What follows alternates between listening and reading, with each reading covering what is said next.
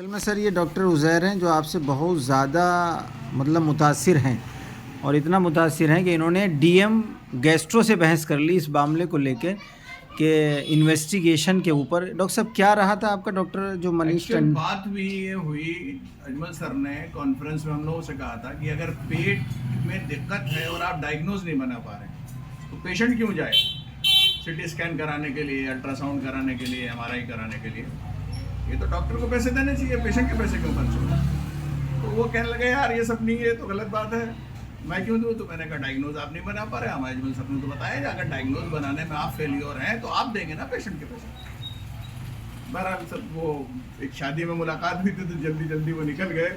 मतलब ये चीज़ें जो आज हुआ। अच्छा आपको अजमल सर की क्लास करने के बाद क्या कॉन्फिडेंस आया? मतलब आग में आग डाल के बात कर लेते थे, उन्हें डीएम गैस्ट्रो को देख के किनारे हो जाते थे कि ये तो कहता है रिवर्सिबल प्रोसीजर ही नहीं है लीवर का। वो तो अच्छा। कहता है लीवर ग्रेड 1 में 2 में चला गया तो अब चिकना बंद कर दो।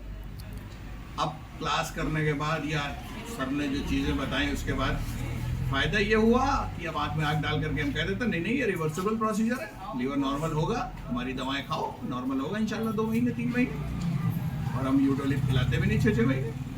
नहीं, जिस तरह से डॉक्टर साहब ये एक ट्रेंड चल रहा मार्केट के अंदर, ली 52 खाओ लीवर बचाओ, इस नारे से कहीं हम लोग बाहर आ गए ना। अब ये सर आप पहले डीएम गैस्ट्रो को देख के किनारे हो जाते थे, अब बात करने की दम रखते हैं कि नहीं नहीं सर ये रिवर्सिबल प्रोसीजर है सर, हमारे पास उसके रिजल्ट्स है। अजमल सर ने जो नुस्खे बताए उस पर काम किया गया। तो बहुत से पेशेंट हैं जिनका एलएफटी नॉर्मल आया, एसजीपीटी एसजीओटी जो 150 के आसपास था वो 30-35 के आसपास चल रहा है। और पेशेंट कुछ भी है, वो अंग्रेजी दवा खा भी नहीं रहा, उससे भी कुछ है वो। और दूसरा ये जो फार्मूला 5 पर आपका सर्वे चल रहा है, इसमें आपने क्या पाया? मतलब स्पर्म तेजी से बढ़ा औरों के मुताबिक।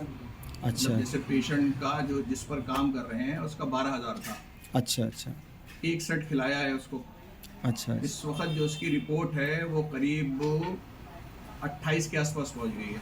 अच्छा जी वेरी गुड। और बाकी इससे पहले जो मरीजों पे काम किया जैसे लबूब कबीर और तमाम चीज़ें खिलाई गई उतना अच्छा रिजल्ट नहीं आया। ये एक पैक पूरा है और तक भी नहीं, और इकोनॉमिक पड़ता है, ये दिस इज इकोनॉमिक मतलब। इकोनॉमिक पड़ता है, सस्ता पड़ता है, वरना तमाम ये खाओ वो। और एक पेशेंट लुक के हिसाब से भी उसको एक फील होता है कि मैं कुछ ले रहा हूँ। दूसरी चीज़ ये है कि पैकिंग के लिए तो हरमस वैसे ही शानदार है। जी जी। अच्छा दूसरी बात क्या है डॉक्टर साहब, एक हम लोग ये नहीं कह सकते कि हमने बंद लिफाफे में कोई चीज़ दी हाँ। और हम पे ब्लेम नहीं आ सकता। हम हमारे- मेडिको इथिक्स के हिसाब से, मेडिको लीगल के हिसाब से ये पता होना चाहिए पेशेंट को कि हम ये मशरूब आंवला पी रहे हैं तो हमारे सामने साल्ट क्या है। दूसरी हम- सबसे बड़ी बात है ना, इसके अंदर एक बुकलेट निकलती है।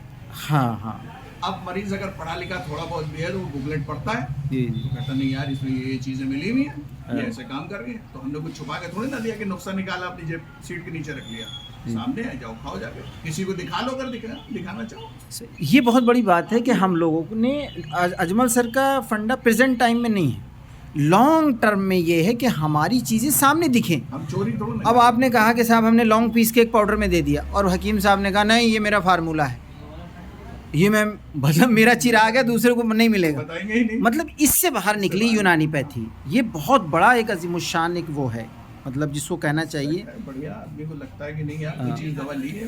बहुत बहुत शुक्रिया डॉक्टर उज़ैर, आप जो यूनानी पर वर्क कर रहे हैं, इंशाल्लाह इसके रिज़ल्ट और इसके नताइज हमारी आने वाली जनरेशन को ज़रूर उसका बेनिफिट मिलेगा।